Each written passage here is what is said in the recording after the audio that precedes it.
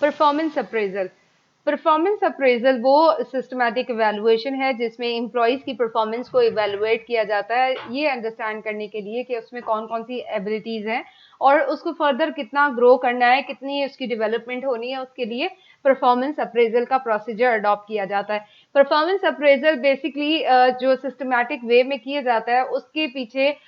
उसको supervisors major करते हैं ताकि एम्प्लॉयज की पे का तयन कर सके या डिसाइड कर सके कि किसको कितनी पे मिलनी है on the basis of targets, on the basis of plans के कितने किसी ने टारगेट्स जो है वो कंपैरेटिवली दूसरे एम्प्लॉयज के उन्होंने पूरे किए हैं।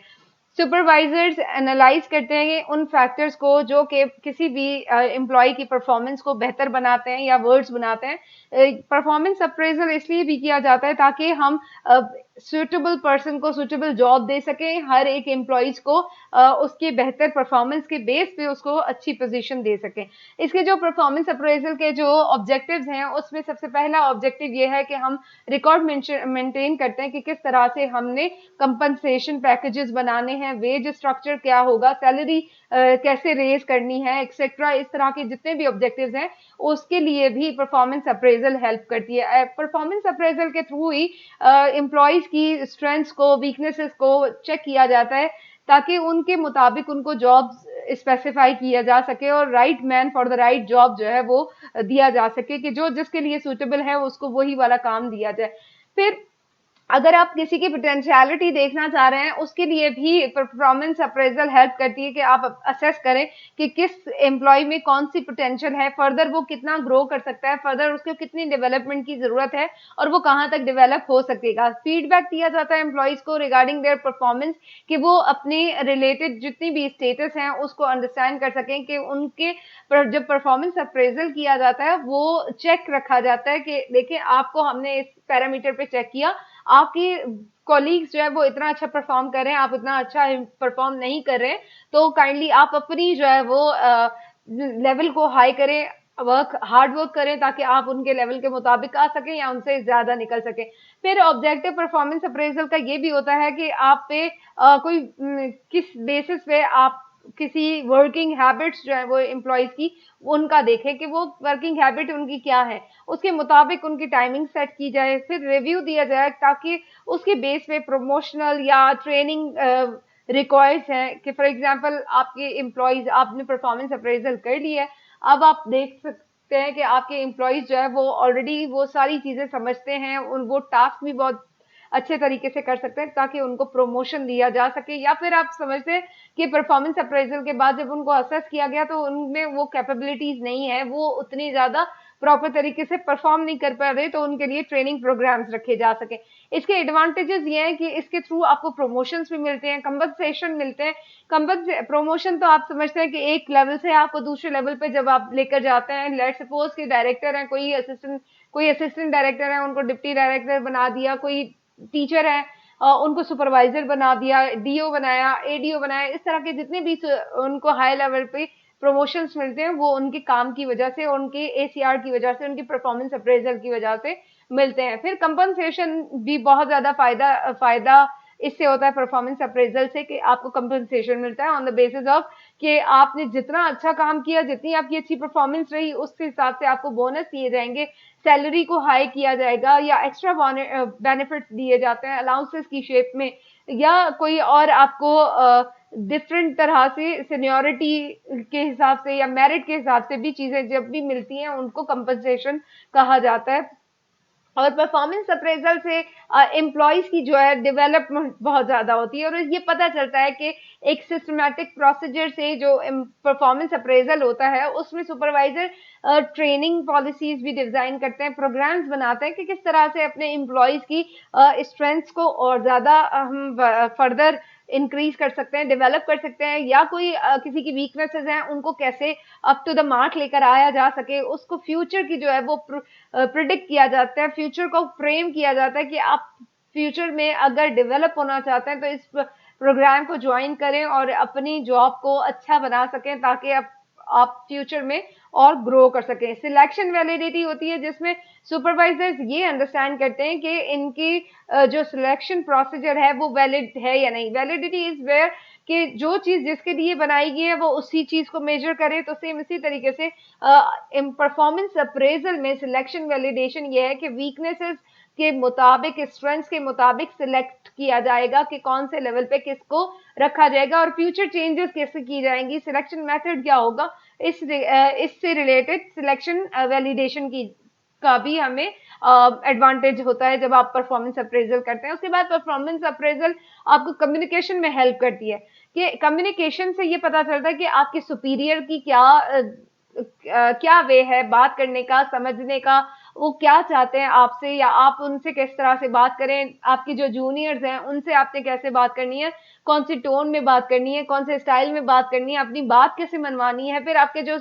कोलीग्स हैं उनके साथ आपने कैसे रखना है। कम्युनिकेशन के साथ साथ आप जब परफॉर्मेंस अप्रेजल करते हैं तो वो मोटिवेशन का लेवल इंक्रीज होता है कि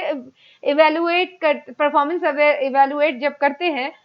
तो आपके टारगेट्स अचीव हो जाते हैं, आप टारगेट्स के लिए और से ज्यादा अच्छी मेहनत करते हैं, अपनी परफॉर्मेंस को फ्यूचर में और ज्यादा बेहतर बनाते हैं। परफॉर्मेंस अप्रेजल के जो टूल्स हैं या टेक्निक्स हैं उसमें रैंकिंग आ जाता है कि आपने एक इंसान को दूसरे इंसान के साथ ऑन द बेसिस आपके आप दोनों एक ही साथ हायर हुए थे, अगर वो बेहतर काम कर सकता है तो आप भी कर सकते हैं। इस तरह से भी परफॉर्मेंस अप्रेजल की जाती है। पेयर्ड कंपैरिजन भी होता है कि अगर आप for example employee of the month कर दें या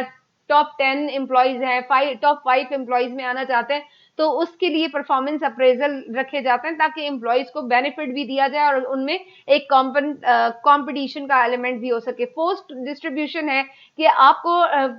बताया जाता है कि अगर आप इस तरह से बेहतर परफॉर्म करेंगे तो डेफिनेटली आपको इससे ज्यादा फायदे हासिल होंगे और आपको इस लेवल से दूसरे लेवल पे लेके जाया जा सकता है। आप जिस पोजीशन पे हैं उससे आपको हायर पोजीशन मिल सकती है। कॉन्फिडेंशियल रिपोर्ट्स जो होती हैं जिनको एनुअल कॉन्फिडेंशियल रिपोर्ट या एससीआर भी कहा जाता है, ओवर द टाइम पूरे साल या पूरे मंथ में आपको चेक किया जाता है और आपकी परफॉर्मेंस को प्रॉपर तरीके से मेजर किया जाता है, असेस किया जाता है कि आप किस लेवल पे परफॉर्म कर रहे हैं, आपकी जो बिहेवियर है वो कैसा है एम्प्लॉयज के साथ, आपका काम कैसा है, आप किस तरह से काम करते हैं, ऑनेस्टी है या कोई आप इसमें फर्दर जो है वो कोई डिसऑनेस्टी दिखा रहे हैं। इस तरह की जितनी भी रिपोर्ट्स में जितनी भी इवेल्युएशन की जाती है वो एनुअल कॉन्फिडेंशियल रिपोर्ट में की जाती है या कॉन्फिडेंशियल रिपोर्ट में रखी जाती है, रिकॉर्ड मेंटेन किया जाता है। और इसके साथ साथ ऐसे इवेल्युएशन है कि आपको टास्क दिया जाता है कि आप इस तरह से आप एम्प्लॉयर्स हो के अपनी एम्प्लॉयज की जितने भी जो टास्क हैं उनको देखते हैं कि कितने अच्छे तरीके से उन्होंने टास्क परफॉर्म किए हैं, किस तरह से उन्होंने काम चोरी दिखाई है या किस तरह से उन्होंने बहुत बढ़ चढ़कर काम किया है। क्रिटिकल इंसिडेंट्स जितने भी हैं उनसे भी इवेलुएट किया जाता है, परफॉर्मेंस अप्रेजल किया जाता है कि क्रिटिकली आपने कोई ऐसी एक कंडीशन आ गई थी, इंसिडेंट आ गया था जो कि आप समझते हैं कि इसको किस तरह से बेहतर हम बना सकते हैं। जैसे अगर हम एचआर कंपनीज में देखें तो हमें नजर आता है कि वहां पे एम्प्लॉयज कम हो गए हैं या एम्प्लॉयज ज्यादा हो गए हैं या डिमांड ज्यादा हो गई है, सप्लाई ज्यादा हो गई। उस सिचुएशन में कि कोई अनफोर्सीन हमें नजर आती है तो उसमें एम्प्लॉयज कैसे बिहेव करते हैं उसको भी इंसिडेंटल या क्रिटिकल इंसिडेंट्स कहा जाता है। उस पे भी, उसके बेस पे भी परफॉर्मेंस अप्रेजल की जाती है। चेकलिस्ट रखे जाते हैं कि इन पैरामीटर्स में आपको चेक किया जाएगा, अगर आप इन पैरामीटर्स पे रुकते हैं, अगर आप इन मेजर्स पे आते हैं जो आपके लिए चेकलिस्ट है, अगर आप उन पे पूरे उतरते हैं तो डेफिनेटली आपकी प्रमोशन हो सकती है या आपको बेनिफिट्स मिल सकते हैं। परफॉर्मेंस अप्रेजल में कुछ बायसेस भी हैं। उन बायसेस में अगर हम देखें तो वो फर्स्ट इंप्रेशन है कि फर्स्ट इंप्रेशन किसी का अगर अच्छा आ गया तो डेफिनेटली आप अच्छे ही रहेंगे। अगर आपका फर्स्ट इंप्रेशन नेगेटिव रहा या कॉन्फिडेंट नहीं रहा, आपको उसी चीज से जो प्राइमरी इफेक्ट जो है उसी के साथ आइडेंटिफाई कर दिया जाता है, कनेक्ट कर दिया जाता है और फिर आपकी जितनी भी परफॉर्मेंस अप्रेजल्स हैं, परफॉर्मेंस आपके जो एम्प्लॉयर हैं वो आपको उसी बेस पे कि आपका जितना भी फर्स्ट इंप्रेशन था अगर अच्छा रहा तो वो अच्छे पे ही आपको मेजर करते रहेंगे, असेस करते रहेंगे। अगर बुरा रहा तो उसी पे ही आपको असेस करते रहेंगे। उसी तरीके से हेलो इफेक्ट है कि किसी एम्प्लॉय का पॉजिटिव क्वालिटीज देख के आप उस पे एक क्वालिटी जो पॉजिटिव क्वालिटी है उसको देख के या एक किसी ट्रेड या फीचर को देख के ही आप फर्दर भी उसी सब्सटेंस पे उनको मेजर कर रहे होते हैं। आप वही चीज देखते हैं कि इनमें ये पॉजिटिविटी है, तो ओवरऑल उनकी यूनिफॉर्म जो हाई या लो पे नहीं रखते, बल्कि उसी चीज पे रखते हैं कि जो उन्होंने पहले इफेक्ट दिखाया है, एक पॉजिटिव इफेक्ट दिखाया है, तो अब चाहे जो भी हो जाए वो उनको आप उसी तरीके से ही मेजर करेंगे। फिर परफॉर्मेंस अप्रेजल जितने भी एम्प्लॉयर्स करते हैं उनका कुछ हॉर्न इफेक्ट भी है कि फर्स्ट इंप्रेशन में या परसीव नेगेटिव कोई इंप्रेशन है कि पिछली जितनी भी ऑर्गेनाइजेशंस हैं उन्होंने उसमें इस एम्प्लॉय ने इस तरह से बिहेव किया था, इनके जो जितने भी बॉसेस रहे हैं, जितने भी इनके हायर लेवल पे जितने भी इनके थे सीनियर्स थे, उनके साथ इनकी अच्छी नहीं बनी, तो उसी हॉर्न इफेक्ट को लेके आपकी नेक्स्ट जितनी भी एम्प्लॉयमेंट है उस पे भी इफेक्ट पड़ता है, और आपके जो एम्प्लॉयर है आपको उस बेस पे ही इवेलुएट करते हैं या जज करते हैं। एक्सेसिव स्टिफनेस और लाइसेंस लीनियंसी वो बहुत ज्यादा नजर आती है कि जो एम्प्लॉयर हैं अगर उनका मूड ठीक है तो आप लीनियंटली आपको मेजर करेंगे, असेस करेंगे, और अगर उनका मूड ठीक नहीं है, किसी वजह से आपने उनका मूड खराब कर दिया, आपने अपने एम्प्लॉय को नाराज कर दिया, तो वो आपको उसी स्टिफनेस के साथ कि ये तो है ही ऐसा, इसने हमेशा कभी मेरी बात नहीं समझी है, इसने कभी टारगेट्स पूरे नहीं किए हैं, ये कभी अप टू मार्क नहीं रहा, ये कभी मेरे उस चीज पे लेवल तक आ ही नहीं सका जो मैं इससे चाह रहा था, तो वो आपको उसी तरीके से बिहेव करते हैं जो आप उनका अपना परसेप्शन या उस एम्प्लॉयर का अपना जो है मूड होता है। सेंट्रल टेंडेंसी कुछ एम्प्लॉयर्स जैसे होते हैं कि जो सिर्फ हर एक को एक बराबरी का एवरेज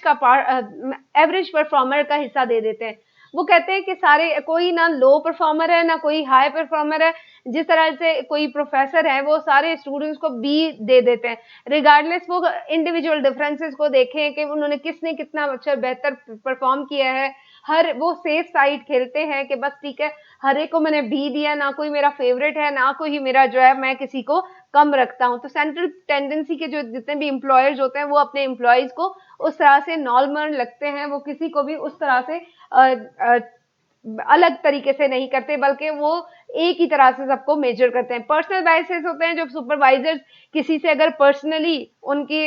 लाइक्स डिसलाइक्स हो जाए, तो अगर लाइक्स हैं तो डेफिनेटली उनके प्रमोशंस हैं, और अगर डिसलाइक्स हैं तो उनके लिए फिर बहुत ज्यादा टफ टाइम उनको मिल जाता है। स्पिल ओवर इफेक्ट पड़ता है कि जो परफॉर्मेंस है, जितनी पास्ट परफॉर्मेंस आपकी रही है, आपको मेजर उसी टाइम पे उसी पे ही किया जाएगा कि आपने पिछली बार ऐसे ही किया था। अब चाहे आप कितना भी उनके लिए पॉजिटिव हो जाए, सोना बनकर आ जाए उनके लिए, आप हर एक चीज उनके लिए गोल्डन गोल्डन कर दें, लेकिन फिर भी वो आपको उसी पे ही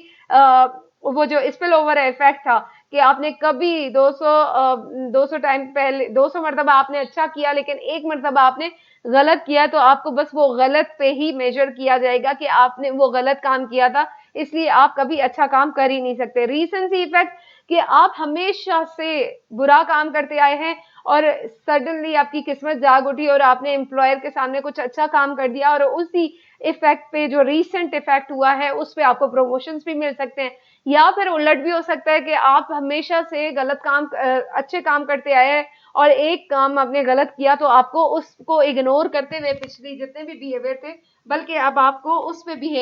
मेजर किया जाएगा जो आपका रीसेंट बिहेवियर रहा है। तो जितनी भी आपकी जो परफॉर्मेंस अप्रेजल है वो आपको फायदा देते हैं being a employer being a employee के दोनों में। फिर एक अगर इफेक्टिवली अगर ऑनेस्टी के साथ मेजर किया जाए तो हर एक को अपने काम के मुताबिक, अपने वर्क एथिक्स के मुताबिक, अपनी हार्डवर्क के हिसाब से उनको पोजीशंस या प्रमोशंस मिल सकती हैं। So this was basically